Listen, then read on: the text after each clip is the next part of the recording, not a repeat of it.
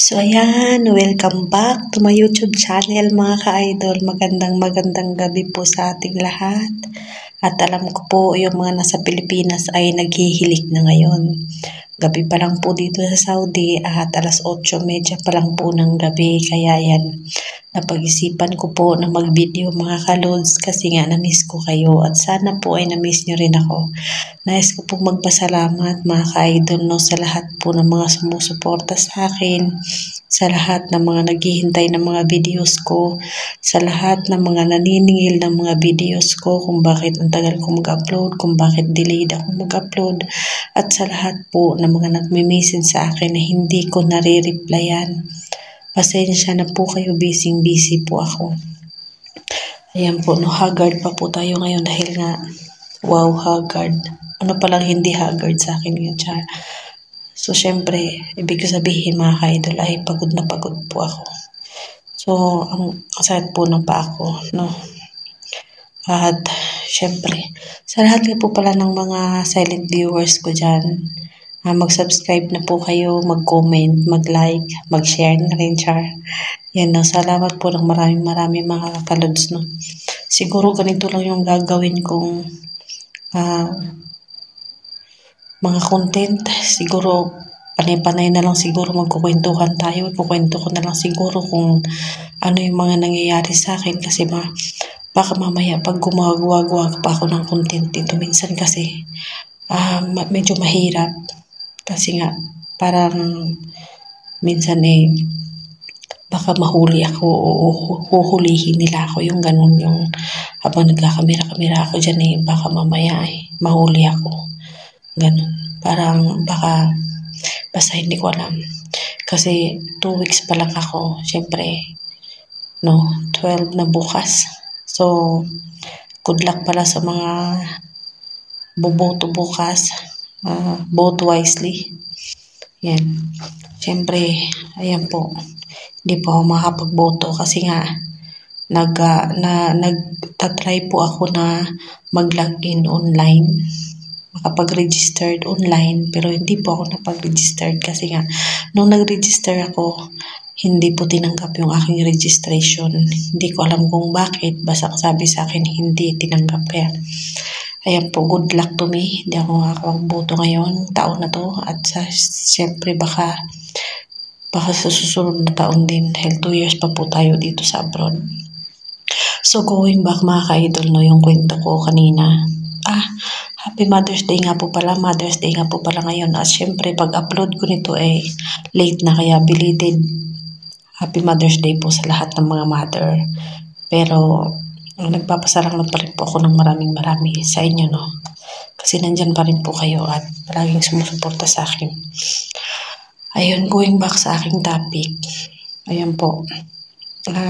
Hindi ko alam kung paano ko i-handle yung aking video, paano, pero syempre pag makakapagnakaw ako ng mga pagkakataon, mahirap kasi mga ka-idol kung palagi akong magbi-video. Ayan, siguro naisip kong ganito na lang siguro yung gagawin ko.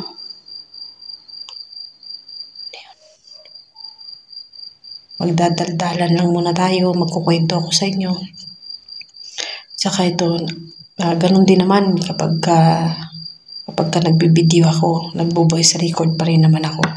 So, ikukwento ko na lang yung mga ganap-ganap ko sa buhay. Kwentuhan ko po kayo nung siyempre napanood niyo po yung video ko nung mula po sa accommodation hanggang sa Muscat to Dammam to Abha. Ayun po. May nag-message nga po pala sa akin noon kung bakit nga daw po ako gutom. May pagkain naman pala sa eroplano. Ma'am Lu, sabi niya. Sasagutin ko lang po yung nag-message sa akin na yun. Sa comment section po yun. So, may pagkain po sa eroplano. Meron po. Totoo po yun. Pero hindi po ganun ka sarap. Sarap Tagalog ng masarap na pagkain. Joke lang. Ibig ko sabihin, wala kasing wala silang wala silang kanin, ganun. Wala silang kanin, ganun. Itlog lang, yung omelette, Yung tinapay, ganun din. Pero hindi po, okay lang po yung sa aeroplano din before kami umalis kasi may lunch naman doon sa OFW na yun. Free naman po ang food doon, wala ding kanin. Yun, hindi nga talaga siguro uso ang kanin at masanay tayo dito pag nag-abroad tayo, hindi talaga uso ang kanin. Yun, bihira din sila ditong magluto ng kanin. Kaya yun, talagang tanggapin na natin na yung realidad po dito sa ibang bansa ay ganon. Kaya, ang ibig ko po sabihin sa gutom na naranasan ko nung flight ko po ay nung mag-stop over sa aeroplano, 7 hours. 7 hours na wala kang kain, hindi ka makabili dahil hindi magamit yung pera ng Pinas. Wala kang dollar. Kaya tubig nga, ang hirap pang hingin. Nakahingi po ako ng tubig nung nasa Damam ba ako nung nasa Muscat. Hindi ko alam, basta nasa Muscat ata ako. Talagang malapit na pong katapos yung 7 hours na stopover namin. Saka pa lang ako nakahanap ng tubig na mainit para mailagay doon sa aking cup noodles. Yun po. Pero maya-maya din po noon ay magre-ready na rin kami pa flight. Kaya parang hindi na, yung talagang parang naitawid mo talaga yung 7 hours na wala kang kain. Kundi yung Pringles lang na dala-dala ko yung Skyflex. Yung Skyflex, sana nga bumili ako ng Fudgy Bar. Hindi po doon natatapos yung aking paghihirap dahil mayroon pa akong mahabang hintayan pagdating ko ng Damam. Pagdating ko po ng Damam, mayroon pa akong 13 hours na stopover doon. Okay lang sana kung malaki yung airport sa Damam. Maliit lang po. Parang malaki pa yata yung airport natin sa Pilipinas. Ganun. Pero hindi ko naman sinasabi na talagang naikot ko. Hindi ko naman po naikot talaga yun. Yun. Diba? Tapos, nung pagdating ko po ng Damam, kwento ko po ha. Pagdating ko ng Damam, may sumalubong sa akin na lalaki. Hindi ko alam kung may-ari yun ng agency o agent ba yun, ano ba yun. Kasi mukha namang hindi may-ari ng agency. Dinalan niya ako doon sa bahay nila. Pagdating sa bahay nila, siya yung sumundo sa akin, kinuha niya yung visa ko, kinuha niya yung passport ko. Then, dinala niya ako sa bahay nila. Ang layo din ng biyahe mula Abha. Hindi ko na sinabi dito sa amo ko para pagpahingahin ako pagdating ko kasi dumagdag po sa pagod ko ang nangyari sa akin. Sinundo ako. Mabuti na lang sana kung iniwan na lang nila ako, pinabayaan na lang nila ako sa airport ng 13 hours kasi yung 13 hours na yun, siguro makakatulog-tulog pa ako doon. Alam mo po yung ginawa sa akin ng lalaking nun. Hindi na ako nakapag-video kasi nga nandito na ako sa Damam, hindi na, takot na ako mag-video. Kaya yun, ikukwento ko na lang po. Pagdating ko ng Damam, mayroong lalaking sumundo sa akin na Arapo. Tapos pinicturean niya ako, kinuha yung visa, kinuha yung passport ko, dinala niya ako sa bahay nila. Pagdating sa bahay nila, dahil gabi na po akong dumating, mga alas 11 yata ng gabi, mga ganon ako dumating. Pagdating no sa bahay na, nagbiyahe pa kami. Siyempre, malayo pa po dun sa Damam. Nagbiyahe pa kami. Sabi ko, baka dadalhin ako ng agency. Pero malabo, kasi Abha ako sa Abha pa ako pupunta. Bakit ako dinala dito sa Bakit niya ako dinala dito sa bahay niya ako dadalhin sa bahay ba niya? Hindi ko alam saan kami pupunta. Basta dinala niya ako doon. Sumama naman po ako sa kanya kasi may pinakita sa akin na picture. Yung picture po na yun, pinicture ko yun nung nasa airport ako. Sabi ng agency ko, mag-picture daw ako para i-send daw niya dito sa Damam, sa agency. Yun, kaya yun. Pinakita sa akin yung picture na pinicture ko ng solo doon sa airport. Ako talaga yun. Sabi niya, ikaw to, diba? Kaya sumama ako sa kanya. Sabi ko, okay, ito siguro yung sinabi nila na magpipicture. Tapos, isi-send. Sumama ako sa kanya. Pagdating doon, alas 11 dumating kami, mga alas 12 siguro. Almost 12 siguro kami nang dumating. Akala ko, bakit ako dinala doon? Hindi naman yung opisina, bahay. Sabi ko, ano kaya ito? Hindi, syempre na may maitopya doon nung pumunta ako sa kusina.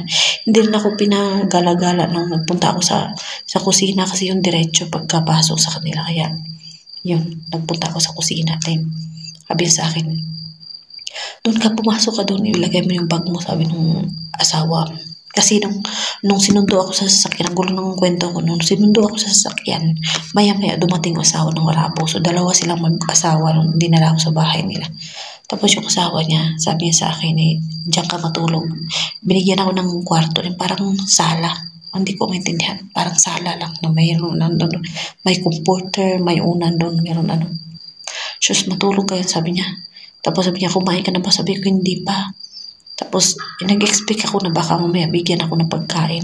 Binigyan naman ako ng pagkain. Spaghetti naman. Ay, hindi ko kinain kasi nga parang ewan. Hindi ko lang kinain, nilagay ko lang yun sa tabi. Kumuha ako ng isang piraso, ginanong ko. Hindi talaga masarap, guys.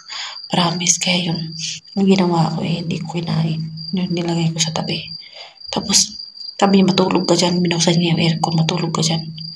Hindi man ako makatulog. Tapos sabi niya, alas 3, alas 4 daw, alis din kami.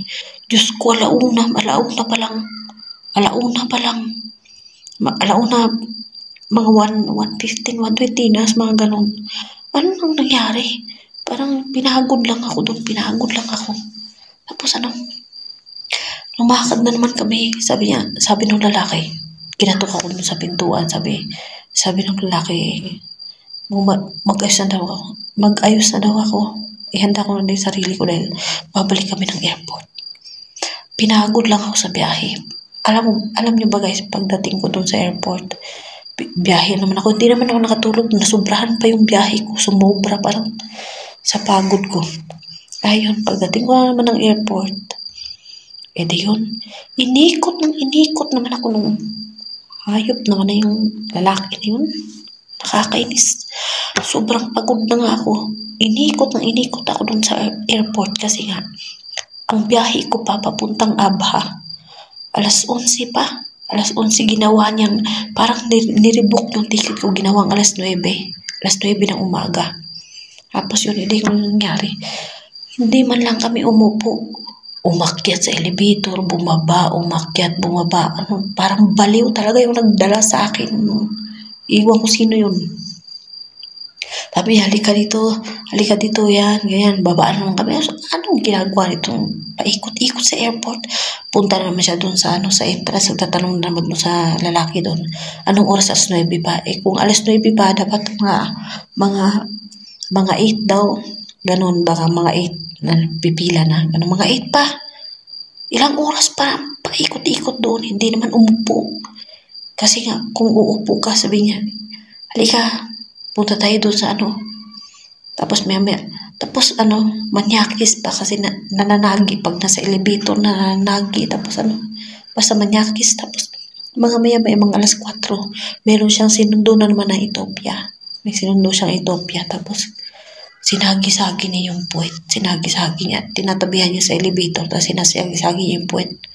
Kaya ako hindi na ako masyadong naglalapit. Tapos ako ano niya ako, sinasagi-sagi niya ako, lumalayo ako ng lakad kasi ang bigat pa nabibigatan ng ako sa bag ko, sakit na yung paa ko.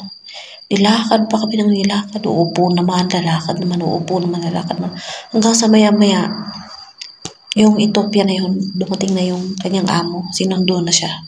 Sabi niya, ikaw na lang natira, sabi niya. Tapos buti na lang mga maya-maya, mga alas 4 siguro yun. Alas 4, alas 5 na ba yun? Ganon. Sabi niya, pumasok na daw sa loob. Ay, mabuti na lang, pinapasok niya na ako sa loob. Doon pa ako nakapagpahinga, guys. Mga alas 5 na talaga yun kasi nga, maliwanag na. Ay, pinapasok niya sa loob. Yung binigay niya sa akin, yung passport, yung ticket ko, yung ano-ano, yun. Doon pa ako nakaupo. Tapos pag upo ko nun, para bang naiinis ako nung kasi nga, imbis na sana ko hindi ako sinundo, nakatulog sana ako sa airport. Pero sinundo pa ako at bumiyahe na naman ng pagkalayo-layo. Sana ko dinala, papunta din pabalik. 1 oras lang naman ang stay ko sa bahay nila. Binalik na naman ako ng airport. Ganun kapagod yung nangyari sa akin. Wala pang kain. Walang kain kasi nga gawa ng lalaki yung sinundo ako nung wala namang kwenta.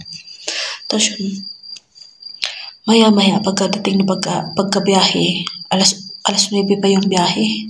So nagka-problema pa yung flight, yung oras na adjust. Kaya yun, nung dumating ako sa bahay ng amo ko, alas 12 na. Ha? Hindi. Malayo pala, no? Mula Damam to Abha. Ilang oras pa lang. Hapon na ako nung dumating dito, guys. Hapon na. Yung pagdating ko dito. Pagdating ko dito. Sabi ko, sana pagpahingahin ako. Kaya yun. Pagpahingahin ako, sabi ko. Ayun. Sa awa ng Diyos. Nung sinundo ako ng amo ko sa airport ng Abha, tinignan ko kagad yung amo ko, no? Hindi siya nakataob. So, wala siyang suot na disdasya. Tinignan ko siya, naka-uniform siya. Hindi ko alam kung ano uniform niya. Tapos, pinasakay niya ako sa sasakyan. Tinanong niya akong kumain na ba ako. So, inoobserbahan ko lang siya kung mabait o hindi. Tapos, tinanong niya akong kumain ako. Sabi ko, hindi pa. Mabuti na lang binigyan niya ako ng burger at saka yung soft drinks na may french fries. So, yung nakakain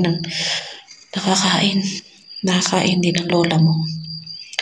Kaya yun, nung binigyan niya ako, sabi niya, dito ko na sana sa bahay nila kainin kasi nga, pagod ako parang tinanggap na ng tiyan ko na wag nang kumain.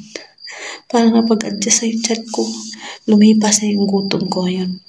Nasabi sa akin, kainin ko na raw dito. Tapos sakyan kasi nga, may baby raw dito. Baka sabihin bakit hindi raw nagdala. Ganun. Kinain ko na lang sa loob ng sakyan na yun. Pagdating ko dito, ayun, kita ko yung bahay nila. Yun, medyo magulo kasi walang katulong. Tapos yun, tinanong niya ako kung nakapagpahinga ba ako sa airport. Sabi ko hindi. Tapos hindi ko sinabi na may sumundo sa akin na dinala ko sa bahay na hindi ko sabi. Tapos, hindi ka nakapagpahinga, sabi niya. Sabi ko hindi. Sabi ko gano'n. Tapos yun, sabi haram. Tapos talagang parang tinamlayan ko talaga yung itsura ko para talagang maawa sa akin. Sobrang pagod ko talaga, guys. Talagang ngarag na ngarag talaga yung sobrang lutang na lutang ako kung gutom ko. Hindi ko maintindihan yung naramdaman ko doon. Tapos yun, mabuti lang sabi niya, sige na dalhin mo yung samahan ako ng babae. Dinala ako dito sa kwarto. Natulog talaga ako, guys. Kinabukasan pa ako na nagising. Tapos hindi niya kinatok. Kaya nung first day ko, hindi ko alam kung bababa ako. Alas 6 na. Alas 6, mag-alas 7 na yata. Kasi wala akong uniform nung dumating dito. Hindi ako naka-uniform. Ganito lang ako. Sabi ko, ba't hindi ako binigyan ng uniform? Dapat may nakahanda na silang uniform dito supposed to be. Kasi nga, pag nagbihis ako, meron akong susuot na uniform para bababa ako. Natakot naman akong bumaba kasi baka mamaya pagbaba ko. Bakit na bumaba ka na nakaganyan? Bakit hindi ka? Yung parang ang mangyayari, para magiging mitsa ng yung sitwasyon ko dito ay magiging hindi maganda. Baka magiging problema pa yung ayun, guys, mag 2 weeks pa lang ako dito. Kaya ayun, bumaba ako. Tapos nagkulat siya sa akin. Tapos sabi ko, madam, kanina pa sana ako gustong bumaba kasi mag-alas 7 na nga. Wala man akong uniform. Sabi niya, hindi. Walang uniform. Sabi niya gano'n. Sabi ko, turuan mo ko, madam, anong gagawin ko. Nahiya ako kasi nag-prepare siya ng food para sa anak niya. Dahil nga, papasok sa school. Hindi mo siya sasalita. Sabi niya, okay lang. Sabi niya, kasi nga, first day ko daw. Yes, parang may dadampot ako, mga ganun-ganun. Dadampot ko yung mga dumi-dumi. Anong gagawin ko, hindi ko alam. Hindi ko pa kabisado yung bahay nila. Kaya sabi niya, okay lang. Tapos may kilos-kilos lang ako. May tinuruan niya rin ako. Unang-una niya tinuro sa akin paano mag-open doon sa oven. Ayun, sa gasol. Para paano mag-open. Tapos, yung oven, gano'n. yung tinuro niya sa akin yung mga gawain kusina. So yun guys, no. Next time na po tayo magkwentuhan kasi naka 20 minutes na ako. Hindi naman ako mahirap po mag-live dito sa kwarto ko dahil nga mahina po yung signal dito, kaya ang ginagawa ko video na lang po. Marami pa po akong ipukwento sa inyo guys yung tungkol sa mga nangyayari sa buhay ko. So ito ngayon, ikukwento ko po ngayon yung araw na to. Later po ikukwento sa inyo kasi medyo bad trip po yung madam ko ngayon sa akin. Pero mabait po sila, mabait sila, walang problema. Siguro sana lang hindi magbago. Hindi sila mabunganga, hindi masyadong tahimik lang. Yun lang talagang gutom talagang abutin ko. So yun guys, no. As you can see talaga. So as you can see guys, yan. 2 weeks pa lang tayo dito ay talagang pumayat na tayo. Yan, mandamay ba? Tayo ba pumayat? Ako lang, no. Pumayat talaga ako. Problema ko dito guys ay yung paa ko. Yung paa ko po yung iniinda ko. Masyado siyang manhid na masakit. Talagang masakit. Hindi ko alam. Parang halos ayaw ko ng ihakbang. Pero kailangan ko namang magtrabaho. Kailangan ko talagang humakbang. Palakad-lakad ako sa laki ng bahay nila. Laki po ng mga bahay dito sa Abha. Ayun. Parang mas malaki yung bahay dito kaysa mga napapasukan kong bahay dati. Parang mas malaki yung bahay na to. Kasi hanggang 4th floor po ito ang bahay na napasukan ko. Usually po yung mga bahay na tinatrabahuan ko abroad dati. Hanggang 3rd floor lang naman. Ika-3rd sa akin na yun eh. Parang kwarto na yun. Katulong. Ganun. Kaya. So ayun guys. No. Sa susunod na pong muli ang ating video. Magka-cut na po muna tayo ngayon. Mag-ingat po tayong lahat guys. Sa lahat po ng mga supporters ko dyan. At kailangan ko na pong magpahinga dahil pagod na po ako. Siyempre. Yun. Yung buho ko dito. Ni-relax ko pa ito sa Pilipinas. Pero pagdating dito wala na. Ganun lang yung buho ko dito. Ginaganong ko lang. So guys, yun lang po, no. Magkwentuhan po tayo sa susunod. Mag-ingat po tayong lahat. Mag-ingat po kayo. Happy Mother's Day po. Happy belated Mother's Day sa lahat ng mga mother at sa lahat po ng mga OFW. Good luck po sa ating lahat. Mag-ingat po tayong lahat at magpakabuti po tayo at magpakabait sa ating trabaho. Magpakatatag lang tayo guys sa lahat po ng mga hamon sa buhay para sa ating mga pangarap po, para sa ating anak ay matupad natin. Ayun po. I miss you po. God bless us all. Bye guys.